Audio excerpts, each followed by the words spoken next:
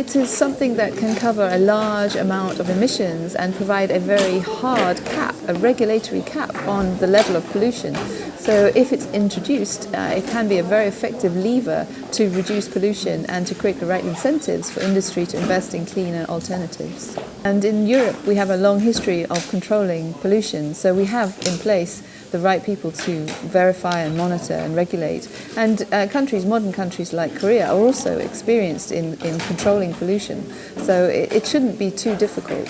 And as long as there are these processes in place, then you can do it. And industrial emissions are easier because there are large sources, a few number of people emitting large volumes. It is easier to regulate.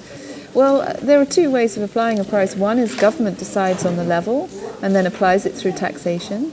Or the other way is the government just decides on the level of pollution and then lets industry decide the price that they pay to get to that level. And an emissions trading scheme that uses the second system. There are some advantages to this because it's hard for a government to be able to know exactly what level you have to set the price in order to get the right behavior.